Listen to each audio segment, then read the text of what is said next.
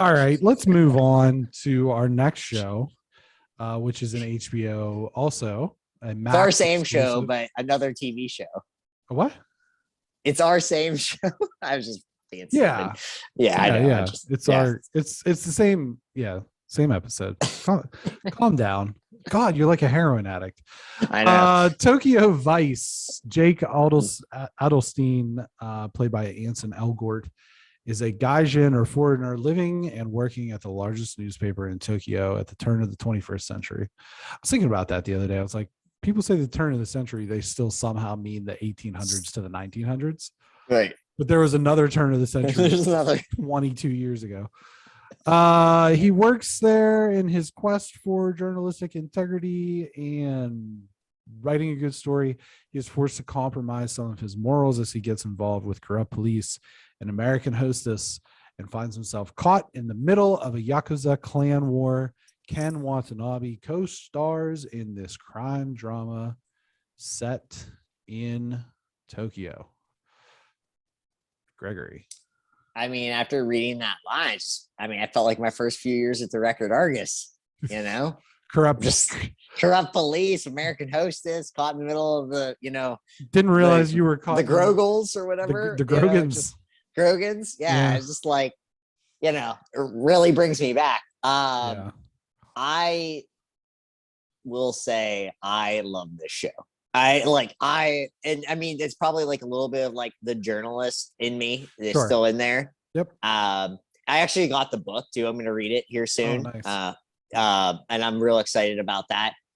But I mean, if you're out there listening, you're a Michael Mann fan, as I am, one of my favorite directors, maybe could be in the argument of my favorite director. I love Michael Mann. Thief, Heat, just to name two of the absolute classics. Miami Vice, if you like that movie, which is just insane. Other ones are awesome too. I'm just naming a few that I really like. But it had that vibe of like the bad guys are really bad and the good guys aren't really that good either. And it's just everyone's kind of in this mush. And what do you do to not just get the story like he is as a journalist, but what do you do to like stay on that moral high ground?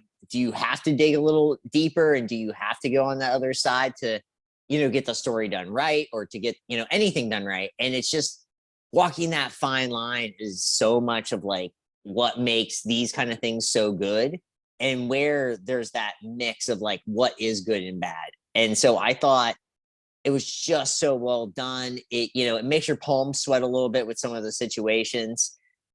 Especially in the last couple episodes, it feels like it fired it up and really got going. It just, to me, Spotlight to me is my favorite journalistic movie or journalistic profile of something in the last 25 years, for sure. I think Spotlight is almost like a perfect movie. But to me, this was a really good balance of like what that takes to do that, and where you kind of have to feel. Sometimes you feel like you have to do something wrong to eventually do something right. Mm-hmm. And this to me had that feel, and it was just dirty enough. It was just dirty enough to feel gritty and great. I think for me, what I really liked about this is, as Americans and watching American television and American cinema, we're very brought up on the Italian Mafia. Being, we've got The Godfather, we've got Goodfellas, we've got The Sopranos.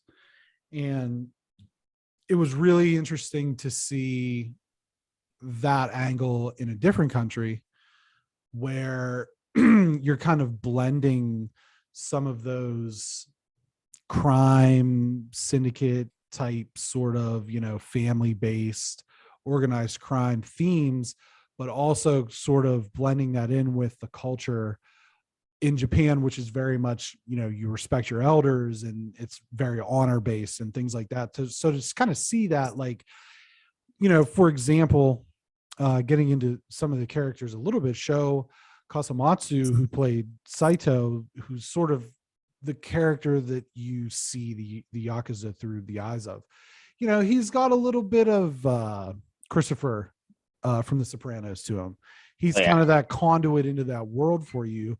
but he also, he's got this love interest and he's trying to rise up through the ranks, but also there's like the whole thing of, being honorable to the person who recruited you, and then honorable to the sort of the head of the family in that territory or whatever. And I think that there's some parallels that can be drawn from a lot of these characters to characters that people are more familiar with.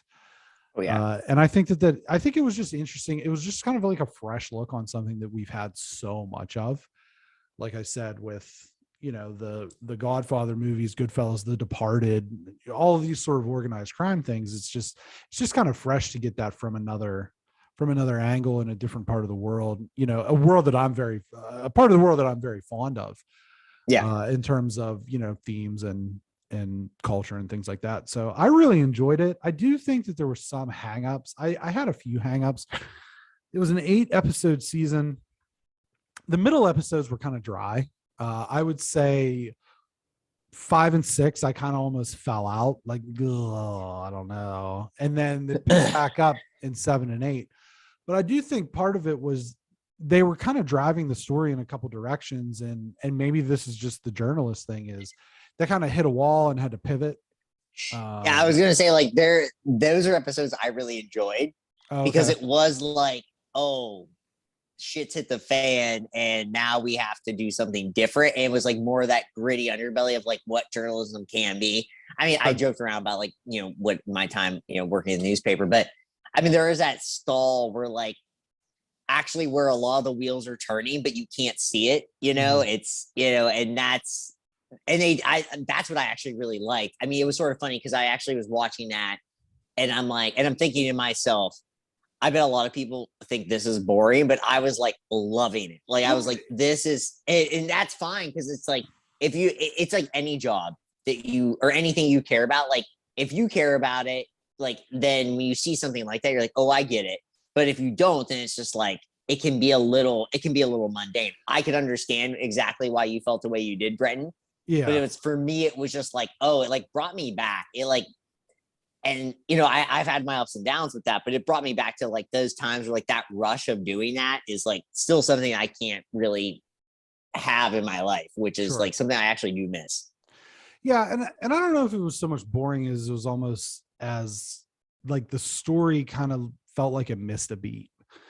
Like we were here and we're doing all these investigations, and then something goes sideways, and now we're just like they sidelined. Like they put in, I would say, especially in the 5th and 6th episodes, they really put Jake on the sidelines. Yeah. And he was the character who's driving this, who, this is based on the memoirs of Jake Adelstein. So for him to be kind of left out like that as they sort of pivoted to some different characters, and this is going to be an ongoing thing. I didn't know if this was going to be a limited or if this was going to be an ongoing thing. Certainly the way they ended it, that there's going to be a second season. We won't get too deep. I think we'll just kind of talk about the 4 main characters. First and foremost, Anson Elgort, which is what a name that is, as Jake Adelstein, the Missouri-based gaijin who becomes the first foreigner to work at the largest newspaper in Tokyo. And again, this show's based on his memoir, Tokyo Vice, an American reporter on the police beat in Japan. So you can check that out if you are into books. Yeah, and I will be. What did you think of this character and how Mr. Elgort, who's probably most famous for Baby Driver, I would say. Yeah, and also he was in West Side Story. Most there's stuff about him in that is not great, and whatever. It's he was alleged of doing things that were bad. I don't want to leave cocaine. That aside. Alleged sexual assault. And maybe there won't be a season 2. So we'll see. I mean, everything, and it bums me out because it bums me out because just don't do things to people. It's really very easy, but it also bums me out because I really like him as an actor. And it's just, it's one of those things where like, I thought he was great in this episode. And, you know, it makes me, that's why I'm like, or Just the in one this episode. Yeah. in this show, I'm sorry. But I was to say, like, those last 2 episodes, it made him like have this whole like different identity. Like, he's very cool in the first 4 episodes. Like, there's really like a cool vibe about him where he's dancing, he's on the groove, and he's kind of more of unsure of himself. He's still doing the stuff where he knows it's like he has this cool vibe about him, but he's more unsure of himself.